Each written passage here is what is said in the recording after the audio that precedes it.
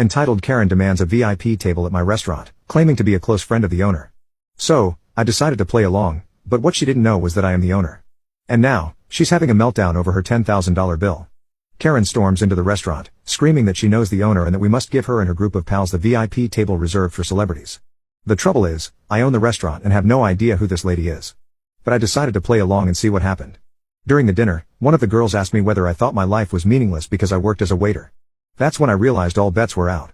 And I was going to exact my retribution. This is what I did. This occurred around Christmas and New Year's.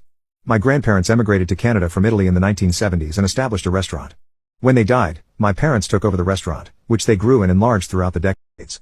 I've been working at the restaurant since I was 15. As my parents became older, they retired and became snowbirds, spending the winters in Florida. They sold the restaurant to me a few years ago. But they kept a tiny percentage of the stock as a supplementary source of income in addition to their savings. As soon as I took possession, I modernized the old place. I rebuilt the restaurant, altered the logo, and contacted local and national newspapers to place advertisements. I invited food critics, bloggers, and vloggers. It was slow at first, and I began to fear that the loan I took out to undertake all of this was the worst mistake I'd ever made, that I had ruined 3 generations of a family company. But soon, it began to work. A local semi-famous YouTuber included us in one of his videos, which prompted more people to visit and review us. Even on a Monday, we were quickly seeing 5 to 10 times the regular volume of activity. We became a destination for large events, and it was not uncommon for a celebrity to stop up on certain evenings. I even invited certain high-profile clients to visit and cook for our guests. This cost a fortune, so we were completely filled for the holidays. People had to make reservations in July to get a table in December. It took years to get to this point. When things become busy, I don't simply sit in the back office. I'm on the floor doing whatever needs to be done, whether it's greeting customers, bussing tables, or mopping the floors. On nights with high-profile guests or events, I wear a jacket and take charge. One night, 6 women walked in. 5 of them appeared to be in their early 20s, with the leader looking to be in her mid-20s. My best assumption was that she was an elder sister of one of the females or an older sorority sister to incoming college students. I was greeting them at the entrance, and as they approached, Queen Bee Karen was telling the baby Karens how fantastic this restaurant is, how delicious the cuisine is, and how there might even be celebrities there. When she approached me, she explained that she required a table for 6. I responded, "Of course, can I get the name on the reservation?" She stared at me. She responded, "Oh, I didn't make one, but it's okay. The owner is a personal friend of mine. He said he always keeps 1 or 2 tables open for special guests and we can have one of those tonight." This is true for many high-profile restaurants, and I've been doing it recently as well. But I had no idea who this woman was, and she had never discussed any of this with me. I understood she was attempting to get in without a reservation, but she had chosen the worst person to try this with. I told her, "I am sorry, but we cannot seat anyone without a reservation. As you can see, we do not have any seats available." I didn't want to go all out and say, "I'm the owner, and we have never spoken before, so I never promised you anything." But I didn't want to embarrass her in front of the other girls she was with at the time. She then instructed one of the other girls to take a picture of me. She announced that she would speak with the owner and ensure that I was either scrubbing toilets or fired by the end of the week. The other girls behind her joined in, saying things like, "Yeah, kiss your minimum wage job goodbye."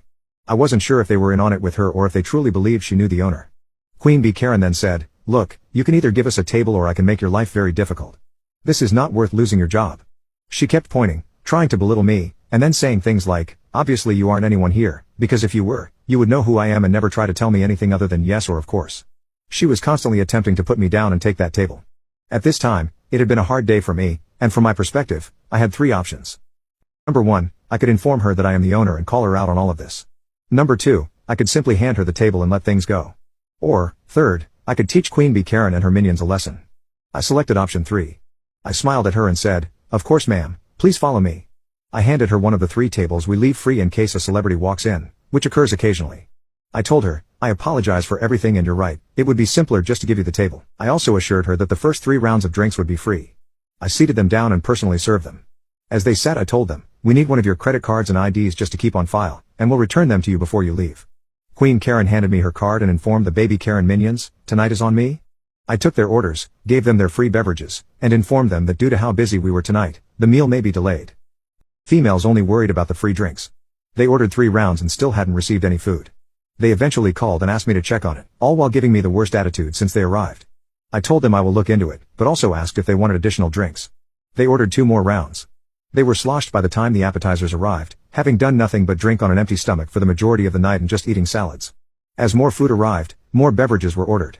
What these girls didn't realize was that they were at our VIP table, which normally costs a few $1,000s to sit at, but I didn't charge them for it.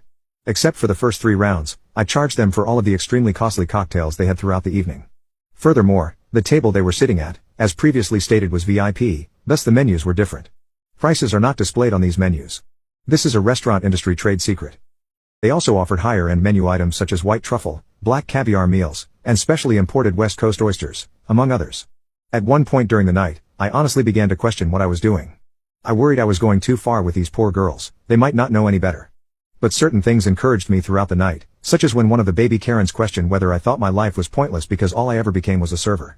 Also, one of the other staff told me that they were planning how to mess with me, believing that they could do so whenever they wanted and that I would always give them a table. I overheard them say, "He's cute, but I wouldn't date a waiter like that. He is such a pushover." There were other comments like that throughout the night, so I continued with their life lesson. By the end of the night, each female had built up a bill ranging from $2,000 to $3,000. I handed Queen Karen the bill for $10,232.23, which included tax and tip. I've never seen somebody sober up this soon.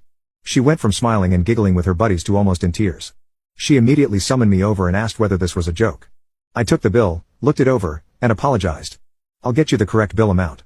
Again, she seemed completely relieved, assuming she had received someone else's bill, and called me a effing idiot, before continuing to talk to her pals. When I returned to give her the right bill, she flipped out again. It was only a question. "Is there something wrong on this bill that you didn't order?" She and the girls were stunned and went over every single line of the bill, including the initial several lines that listed their original 3 rounds as complimentary. They then got out their phones and went over everything 100 times. Adding it all up. Queen B, visibly startled, just remarked, "1 second, I need to use the restroom."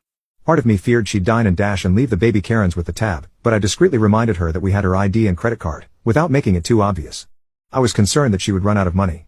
10 minutes later, she returns with new makeup, clearly crying, and tells me all about how poor the food was, how dreadful the drinks were, and so on, demanding that I at the very least cut the cost in half. She went on to say that the baby Karens would help, despite the fact that she had previously informed them that the night would be hers.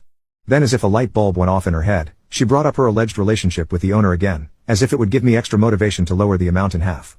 I smiled as I told her, "No, simply no, I can't change the bill.